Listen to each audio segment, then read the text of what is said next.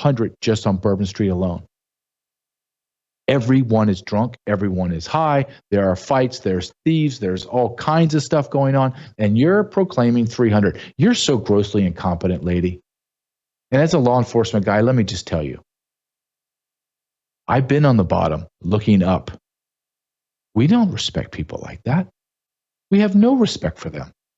She's a DEI hire because the mayor's a DEI hire. I'm passionate about this for this reason. You want to be stupid, you want to be a moron in your own life, and it has no impact on me, great, go at it.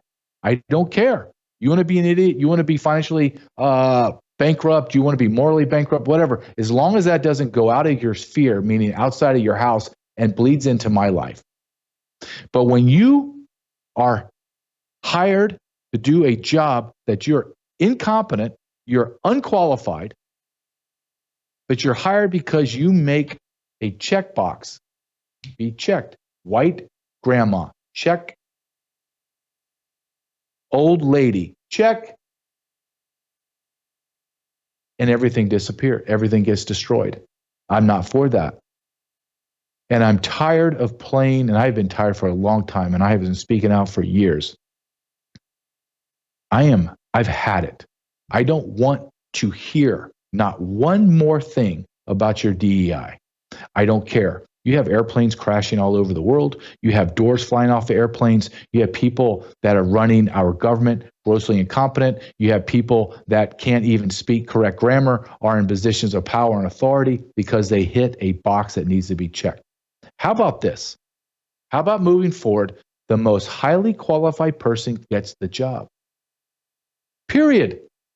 If that means that the first 10 people on any list are Black Americans, I don't care. Hire them. It's like I say this. I have brain cancer, and I need to have brain surgery. Do you think I care what color the doctor is? Do you think I'm sitting there and I have my choices between Dr. Ben Carson, the world's leading neurosurgeon, or Billy Bob? But Billy Bob's white. Oh yeah, give me Billy Bob. Are you insane? Are you insane? I want the black man, Dr. Carson. Please, sir, find some time to open my head up and take care of it. This is how absurd our world is. Our world is just whoever, what color or sex orientation, or is it a furry? Do they identify as a caterpillar? They get to do the brain surgery today, JJ. I'm sorry. The person wearing the kitten costume is going to do your surgery. Okay, as long as we have diversity and we have equity and we include the mental patients, then I'm all for it. You have a chief of police that look like she'd be baking brownies. These are jobs for men. Don't care. You don't like what I say? Then go find someone else to listen to. There's millions of people. There's all kind of beta males that you can go listen to.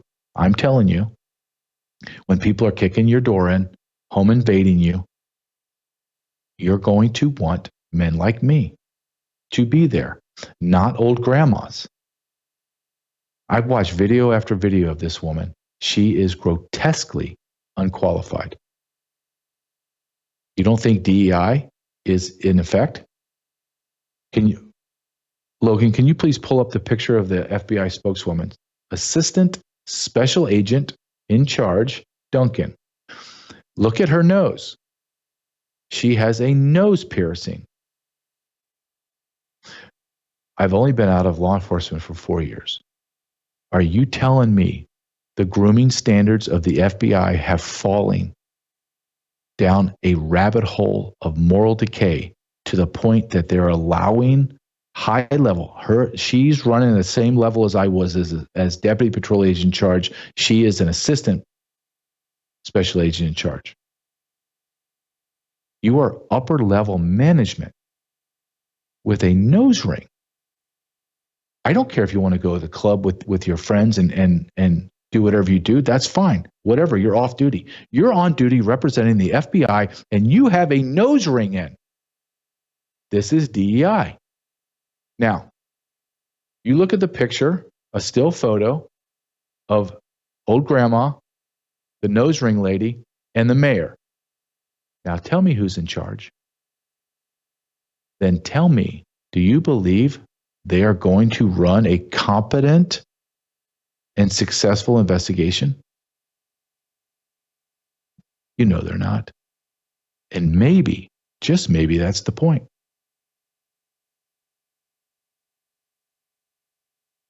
A couple months ago, FBI New Orleans put out this tweet.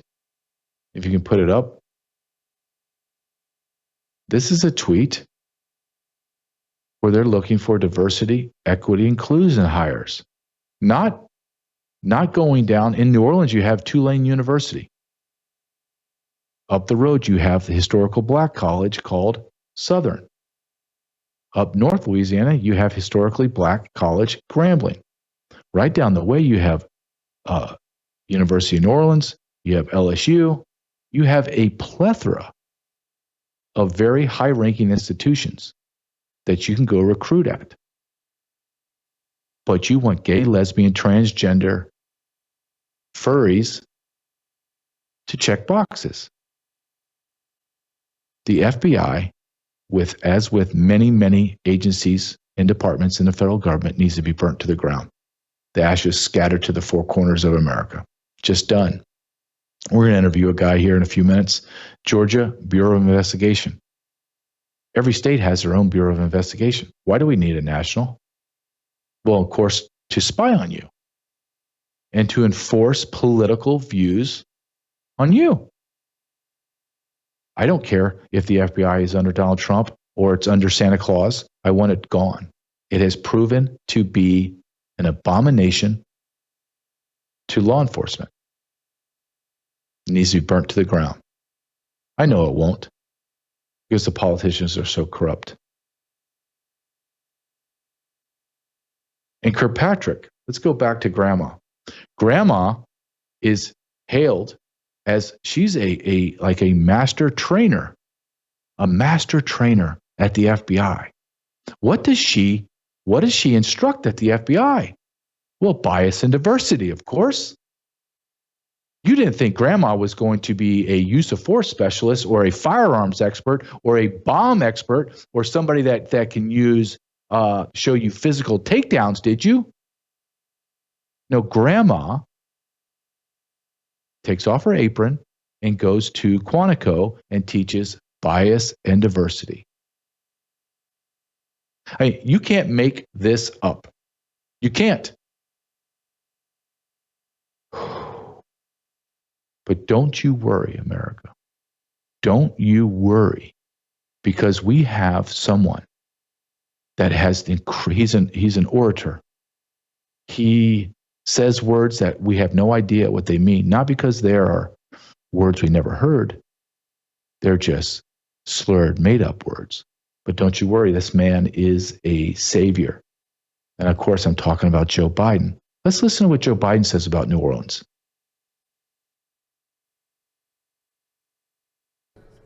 Born in Texas. He served in the United States Army on active duty for many years. He also served in the Army Reserve until a few years ago. The FBI also reported to me that mere hours before the attack, he posted videos on social media indicating that he was inspired by ISIS, expressing a desire to kill. The ISIS flag was found in his vehicle, which he rented to conduct this attack. Possible explosives were found in the vehicle as well, and more explosives were found nearby. The situation is very fluid, and the investigation has a preliminary stage. And the fact is that right now, there you go. The law enforcement and intelligence community are continuing to look for any connections, associations, or co-conspirators. Almost said God's name in vain again. Holy mother. This is not even, it's beyond parody. Look at that old man. His dentures were loose and they were falling out of his mouth as he was speaking. What happened to his chin? Why is this chin is deformed? Can you pull that picture up, a still photo of him, Logan, side by side with me? Can you tell me what's wrong with his face? Why is he slurring his words? Why is the teleprompter not working? Why does it sound like he is in a tunnel? As bad as that is, I need you to put this into context. As bad as that is, do you understand the monumental Herculean effort it took to get him to that point? So can you imagine what it's like behind the scenes, getting that old, demented fool in front of a camera and just praying to God, God Almighty, please give him the stamina to get through a 1-minute teleprompter read? This is running our country. No, you know he's not running the country. Just like that mayor's not running New Orleans, just like that chief of police is not running the police, and just like a nose ring lady is not running that FBI field office. You know that as well as I do. Who's running it all? We don't know. At the same time this is happening, later in the day, a Cybertruck, a Tesla Cybertruck, pulls up in front of a Trump hotel and explodes. Do you have this video? All right, play it.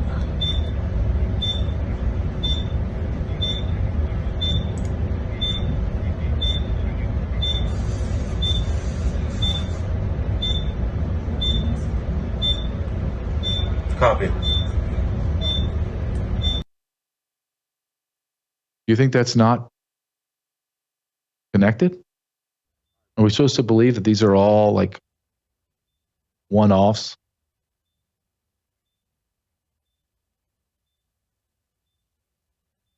I have listened to multiple people that have high-level access to intelligence, and they are all telling us, brace yourself, because it is going to happen over and over and over again in America.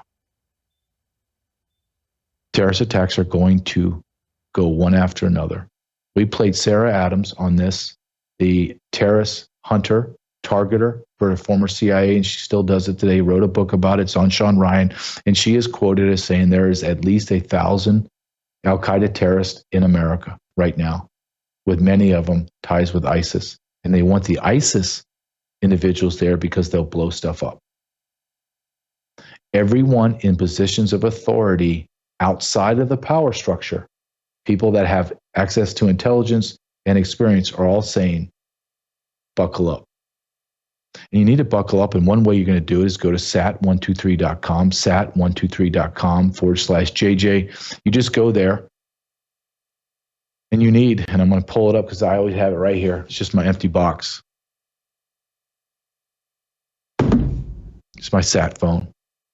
Because you don't think that the tens of thousands of PLA soldiers that are inside of our walls right now, that have been sent there by the Chinese government, that we have documented ad nauseum crossing the border, are not going to do some kind of electronic hack into our systems, bring everything down to the knees? You need a sat phone. What you also need is my favorite thing, and I gave this out as Christmas presents this year, is a backpack. A backpack with a ballistic shield. You're telling me those people, like you go down to New Orleans or you go to a big gathering, you always bring a backpack or something with you, right? Because you got to carry water and change of clothes or whatever you're doing, right? You're going to tell me that someone there wouldn't love to have had a backpack that had a ballistic vest in it? I love this company. And at the same time, I'm infuriated because this company has to exist. And why does it have to exist? Because we live in a fallen world, a morally bankrupt world. where people drive trucks in and kill people, shoot them up, and we are helpless and defenseless because we have morons running our country. It's just the truth.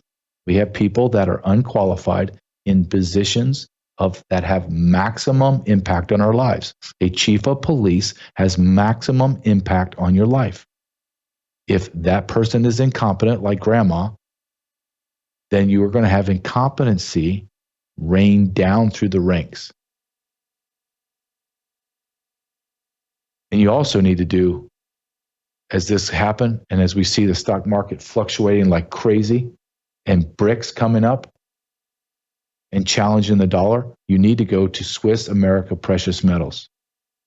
Wes Peters, you go there, you call him, he will sit there, he'll talk to you, he'll send you all kinds of information, and then you make the decision. No hard sells. You just call Wes Peters. And he'll send you a packet. And like I said, you go through it, you figure out what you need, and then you call him back. He doesn't call you. You call him back and say, I think this is what I need. What do you think? Well, I think you're right. Or I think maybe should think about X, Y, and Z. Okay, let's pull the trigger. Let's do it. Swiss America Precious Metals. This is a crazy world we live in. This is insane times.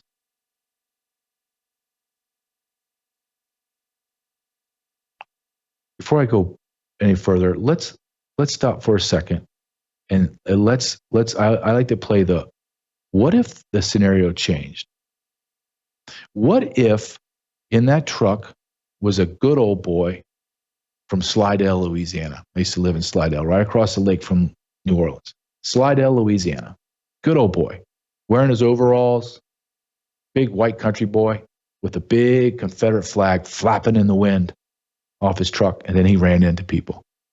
How quickly do we figure out that the subject is white, a white nationalist? What he had for breakfast? Where did he buy that truck? That truck's 10 years old. Let's trace it back. We would know everything about him. Rightfully so. I'm fine with that.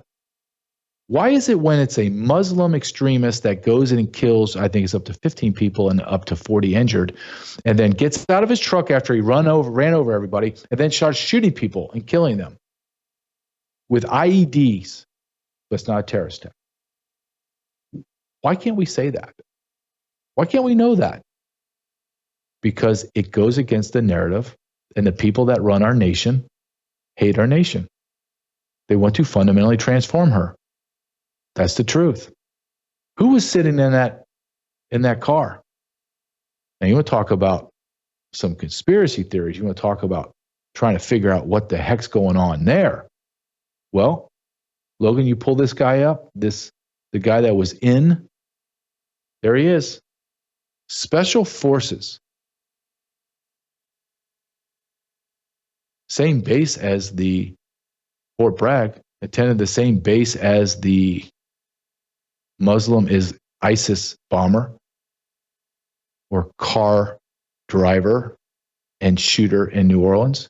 Same guy. Now we're hearing that this guy was dead prior to the explosion from a bullet hole to his head.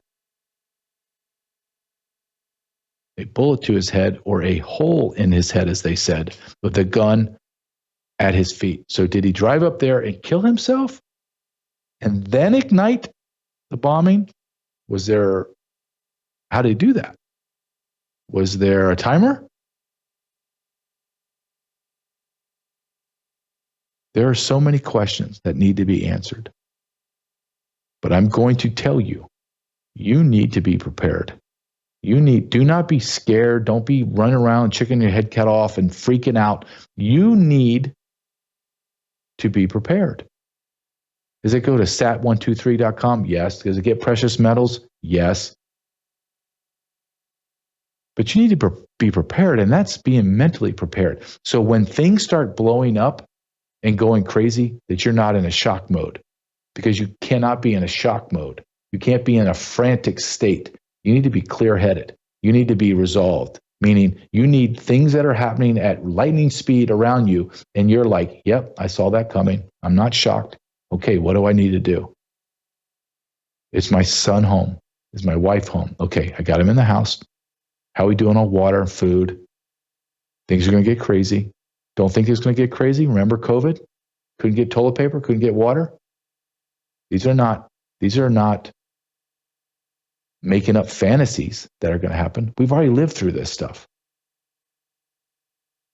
I want to take this one time. Just this video is about maybe a minute long. I want you to see it.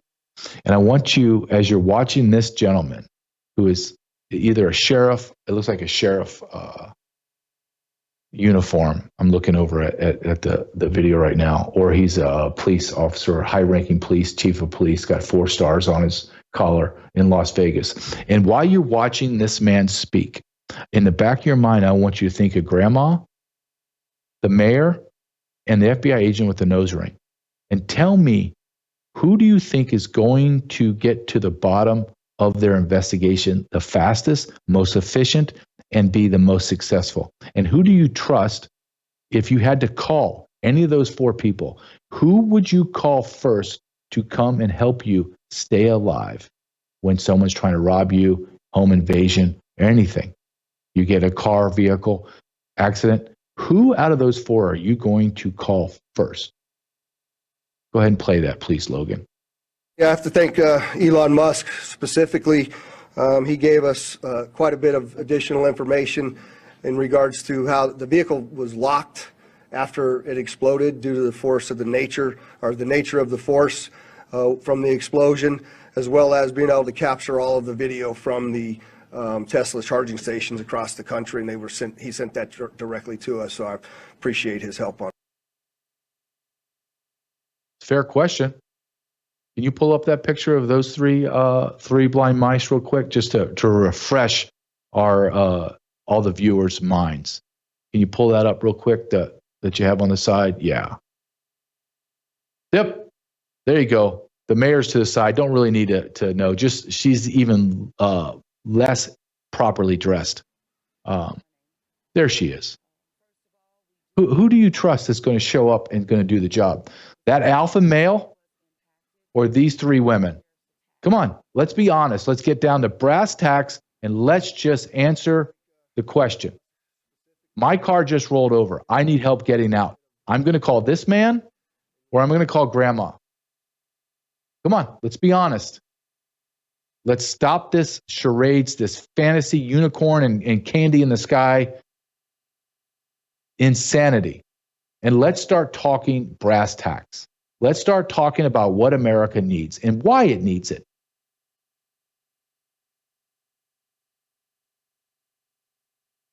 That woman, that old woman, does not need to be in charge of a major metropolitan police force.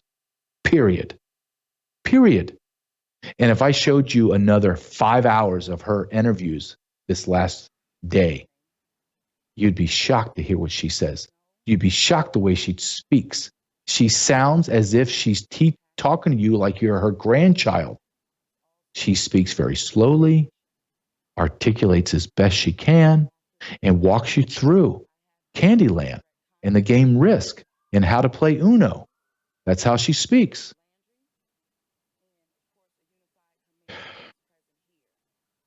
I need a MyPillow. I got to segue into MyPillow. I just have to before I bring in my next guest. I have to bring in MyPillow because there's times where I'm watching this stuff and I'm preparing for this show that I swear to you that I feel like, where is Mike Lindell? I need a pillow and I need it now. In my studio, it gets cold. I'm wearing Mike Lindell slippers right now. My wife and my son got me for Christmas, so my feet aren't cold. I got pillows galore. I got every sheet you can imagine. I got towels. Everything that Mike Lindell sells, I have it. Mike Lindell is a patriot. He is a hero. He is someone that's overcome incredible personal challenges. He created a business that employs a lot of Americans. So go to mypillow.com, use promo code JJ, save some money, and buy a great American product. All right. I'm excited about our next guest, Logan. His name is Douglas Parker, 30-year veteran of the Georgia Bureau of Investigations, the GBI. He's the CEO of 7-8 Technologies and he's a creator of an app. Thin Blue Defend app. Thin Blue Defend app. I'm going to bring him in. I'm going to let him talk to us about what that is. And I want to talk to him about, he's a man that's an investigator. He's an expert on use of force. So use of force is if I take my baton out, or I OC spray someone, or I get in a physical altercation, I have to take someone down to the ground, or God forbid, I have to pull my firearm out of my holster, point it at someone and shoot and kill them. This is the man that would go and do the investigation. Clear the police officer or law enforcement officer, or show that there's negligence. This is the man that did it for Georgia for 30 years. So I want to bring him in. Come on in, Douglas. Certainly appreciate you having me, sir. Oh, of course. And if I didn't, Douglas, if I didn't say where you're from, after about 30 seconds, I think people would be able to narrow it down to somewhere in Alabama, Georgia, or Mississippi, somewhere in there from your accent. But thank you for coming. I appreciate it. It's been a wild 2 days of the new year, huh? It sure has, but an honor to be on your show. I was introduced to you through my wife. She listens to Worldview a lot, and after she listened to you several times, she said, "You got to listen to this guy, this JJ. You got to listen to him." And of course, she was right as always. Oh, I appreciate it. And can you just tell us a little bit about your history? Because I want our audience to know when I bring someone on, why I bring them on, who are you, and what is your expertise? Just give us the elevator speech, if you will.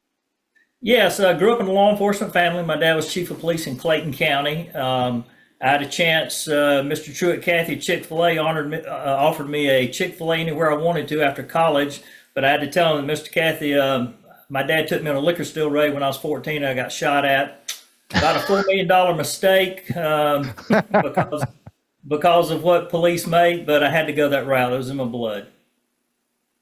Well, I think that's great. You turned away a Chick-fil-A franchise to go into law enforcement?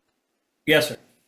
Oh my gosh, what was your first annual salary? Because I go back, I think when I came in, I think it was at about $35,000 starting. What was your first annual salary? You remember? Probably 21 at the most. God. So you gave up a Chick-fil-A franchise for $21,000 a year. Yes. Do you regret that at all? Oh, no, sir, not at all. Great family still, stay in touch with them, but love what I did and still doing. Yeah, I feel the same way. I look back and say, what would I have done different? But the friendships I made and the things that I did that you only see in the movies or are considered make-believe, I did them. So it challenged me emotionally, physically, spiritually, intellectually. So I don't regret that at all. And I'm sure that you feel the same way Yes, going on with your life. Yep. So tell us about, just before we get started, tell us about your app, the Thin Blue Defend app. Because I think this is very important to me, because this is something that I lived throughout my career, is the use of force. So please just tell us about this app, and then we'll digress, if you will. Sure, it is an app, first in the United States, based on 40-something years of experience that I have, to properly document a use of force through the cognitive process of how did this affect your decision to use force, other than just how many times did you shoot, where were you standing, how fast were you driving. It's all of those perceptual type things that need to be asked as to why you did certain things in using force. Well, so let's look at, from my perspective as a supervisor and a manager, I would come on scene of a shooting or some kind of use of force.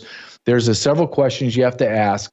But I found, as I was going through my career, how few agents and officers knew what they're required to say and what they should shut up about until you had your faculties together. Because when you're in a critical incident, you see things and your mind closes down and you do not remember certain things until you get in a safe place and you can start to unwind and be able to go back and replay what happened. And a lot of times if you utter, this is my statement, you might miss some very, very important things. Do you agree with that?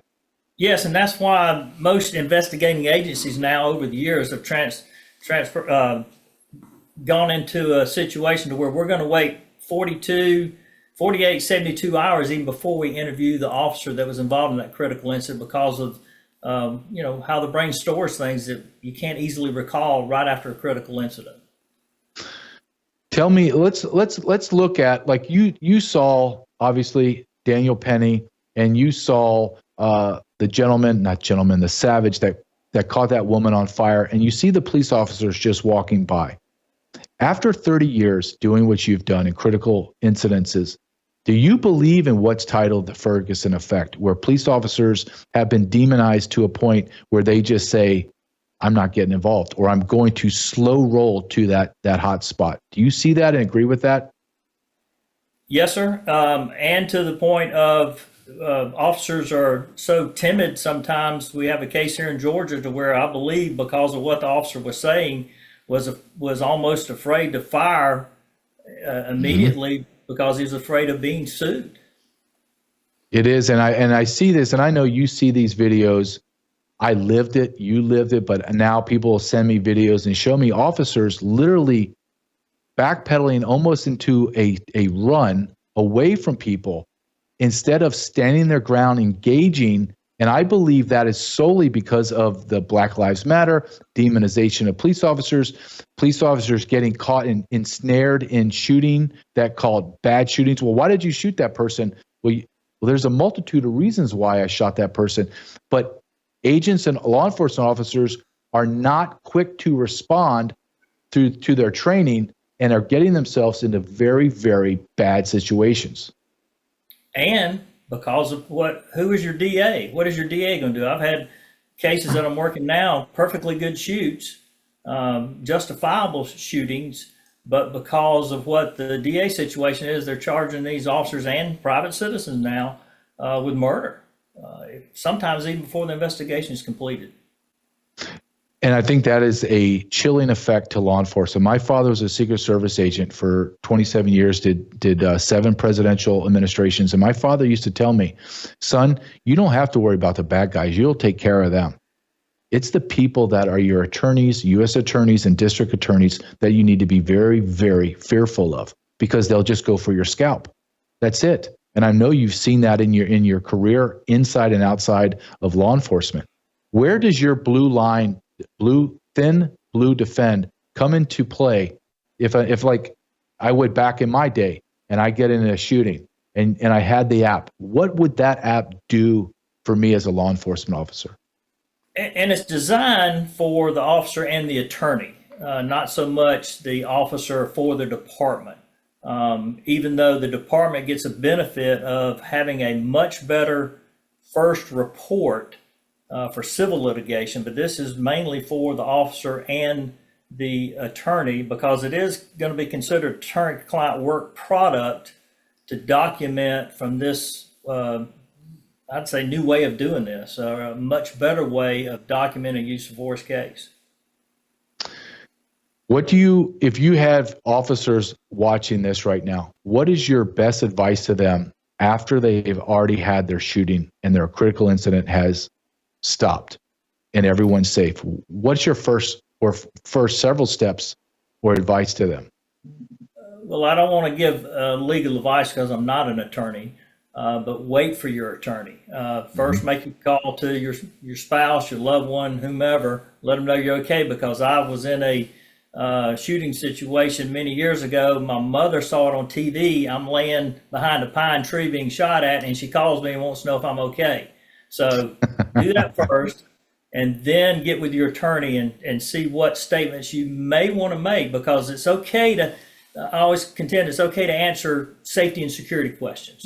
You know, he threw the gun over in the lake. You'll find that over there. I shot somebody else. He's over behind the bushes. That's okay to answer those, but still your attorney wants to know what questions you were asked and what did you answer? How did you answer those questions? And there's a way through this that we document that.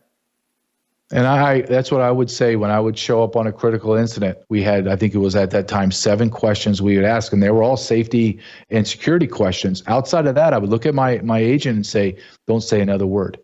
The union attorney is coming. You do not answer anything until you speak to your attorney.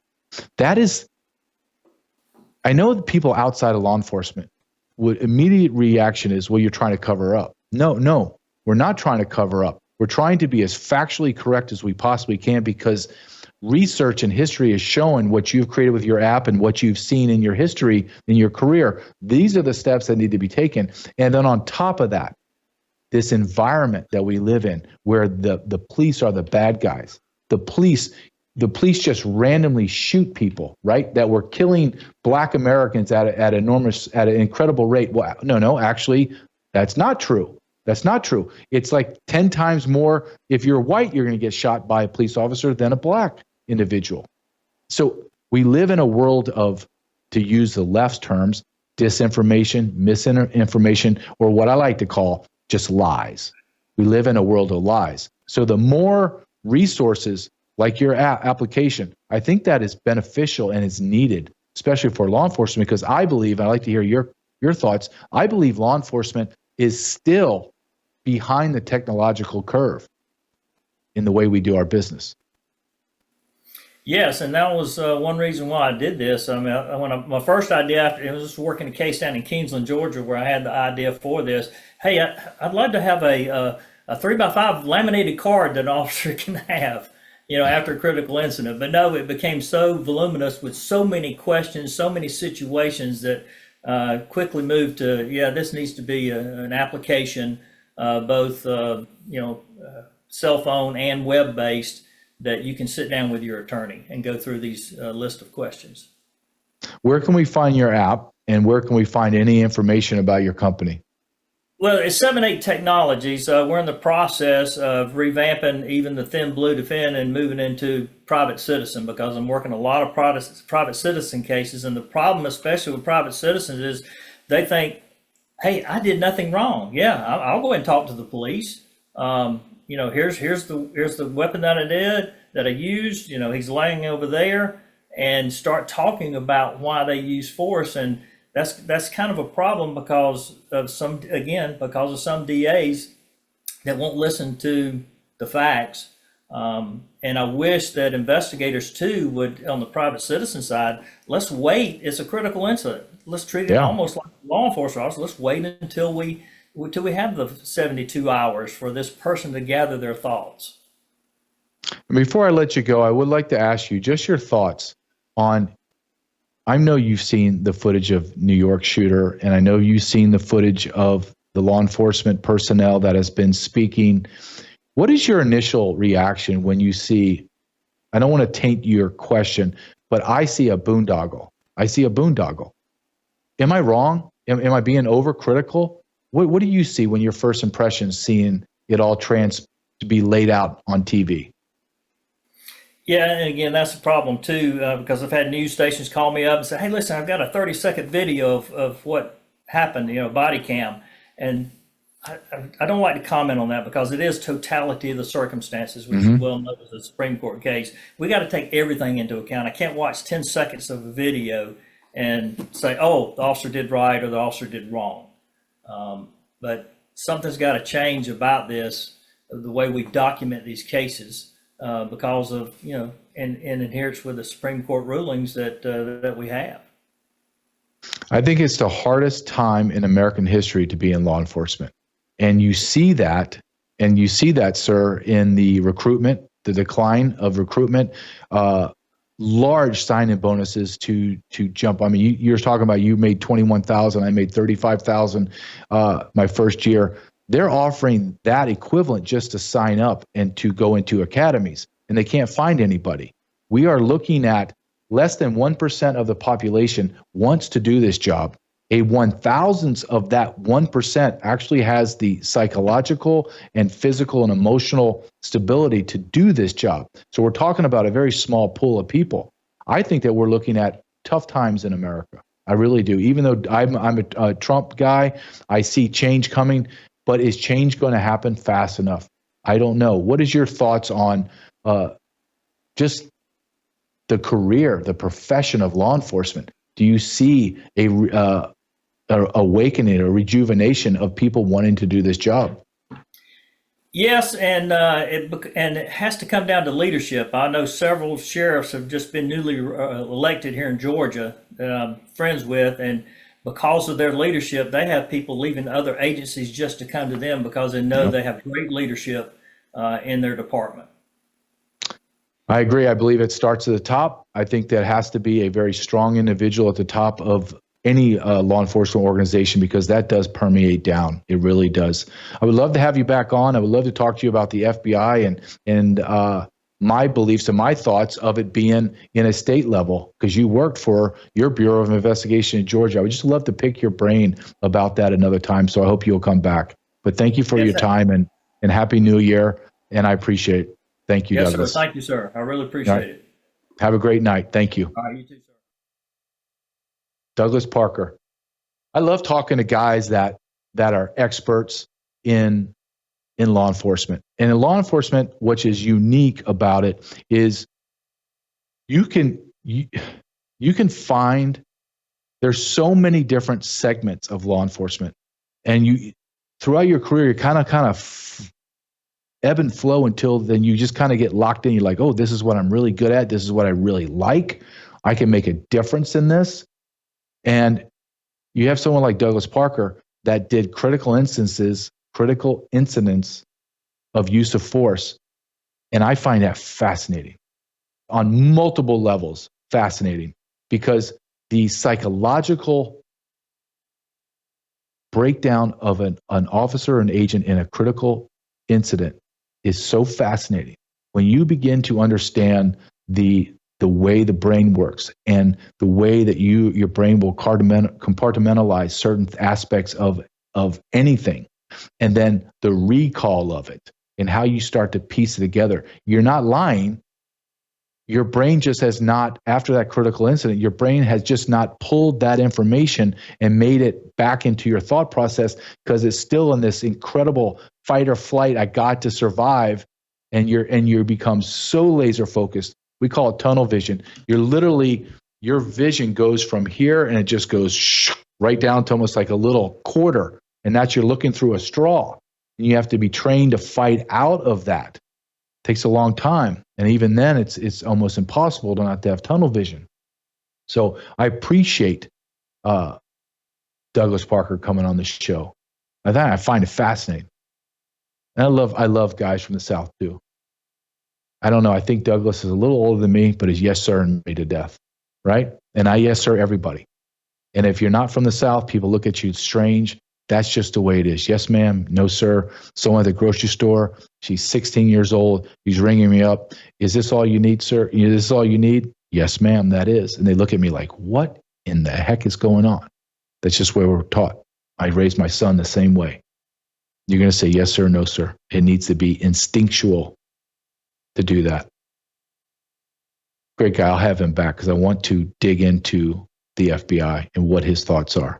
Because I could be wrong. I don't think I am, but I could be.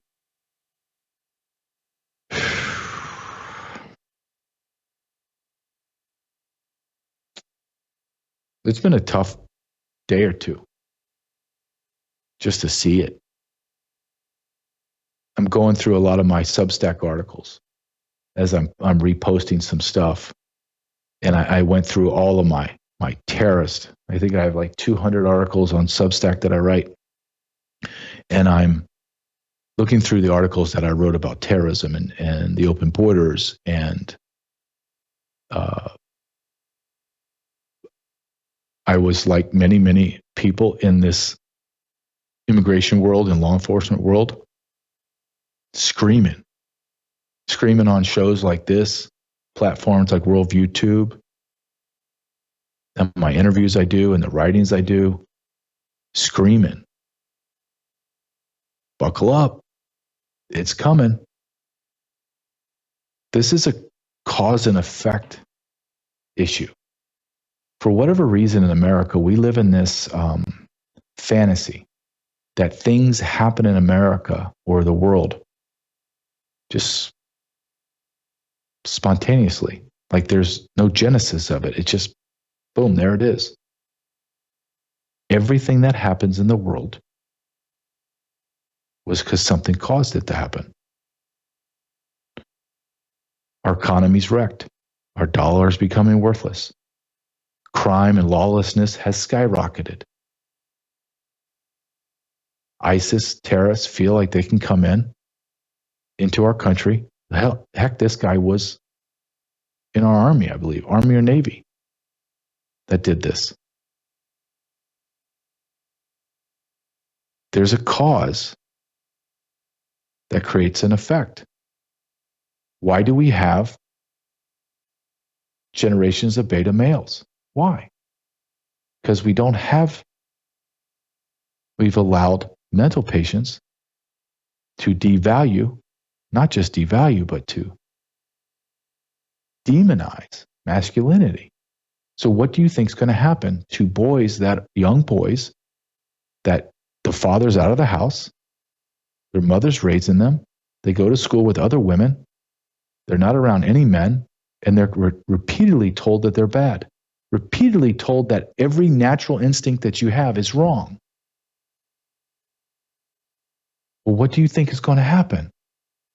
They're going to try to please adults, please other people, and they will become what God never wanted them to become.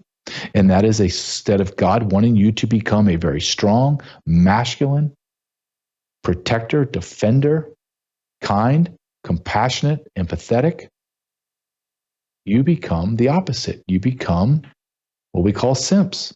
You become a worthless human being because you went 180 degrees away from the way God's natural order wanted you to be. You are now got skinny arms, work as a barista, crying at movies, telling all the girls and women your feelings when they don't want to hear any of your feelings. Men are supposed to internalize. I know that goes against like a natural. The psychiatrist, well, you need to tell your feelings. No, you need to internalize your pain and your anger and your resentment and frustrations and turn it into fuel to make you want to be successful. Use that, internalize it, and have that burn in your soul to make you become something. No, we're gonna read Little House on the Prairie and we're gonna talk about our feelings, little Johnny. No, I don't want to do that. I want to go build a fort out on a 10-foot tree branch where I might fall and break my arm, but that risk is worth the reward of building a tree house with my friends. And I want to take my gun and I want to shoot something. I want to shoot my target. No, Johnny, you need to have, you really need to be put in a dress. I think you're a girl. That is the sick world we're living in.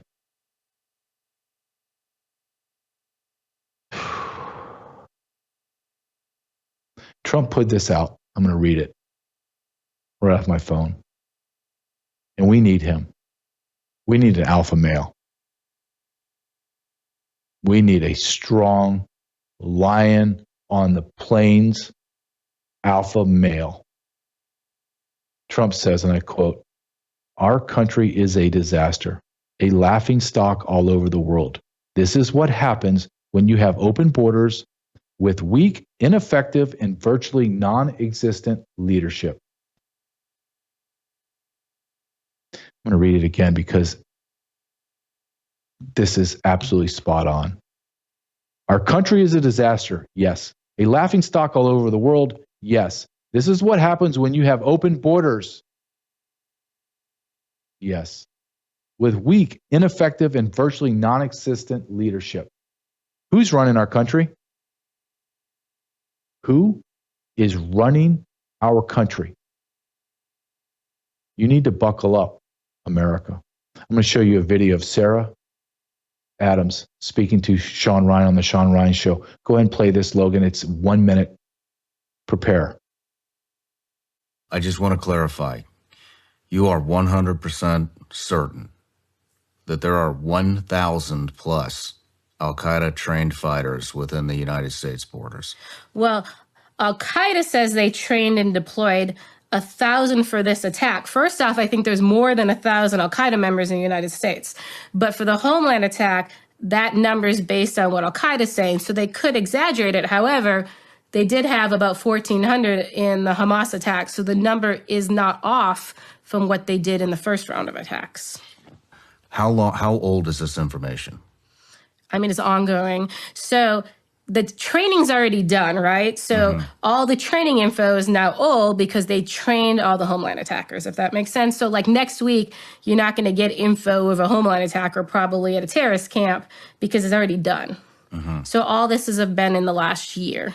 So it's been over a year. It's been a year. Because this was a continuation. So they planned October 7th first, and then they rolled into planning this after. Are we next, or is Europe next? I think the embassy attacks are next, in my opinion. What are they waiting for? The terrorist attacks the terrorists are here for the open borders. Listen to what she's saying. Listen to what I'm saying. I know that 1 million special interest aliens are here in America. They are terrorists. The government has admitted to openly arresting and releasing over 200,000 special interest aliens. Are you to tell me that they're telling you the truth? That's it? The other 18 million people that crossed the border undetected and absconded? The producer just came up with this. Show this, please, Logan. This guy is from Idaho, found by a train station or train depot with IEDs in his car.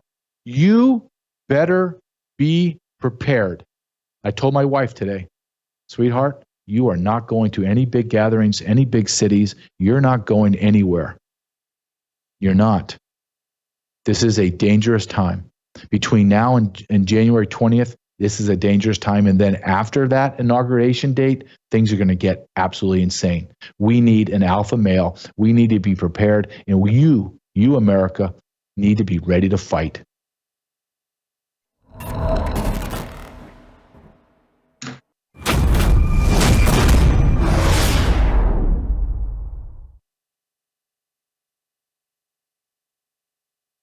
Hello, I'm Brandon House. Would you like to gain access to over 20 years of my radio shows, TV shows, my books? I've written 15 books, and most of those books are ebooks now.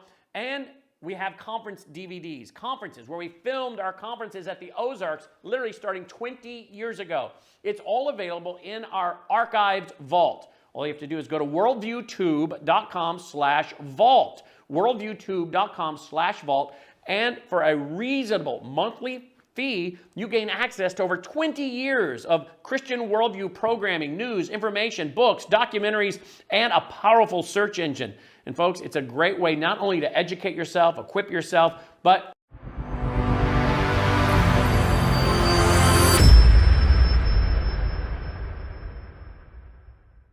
Welcome to Technocracy News with your host, Patrick Wood. My name is Logan House.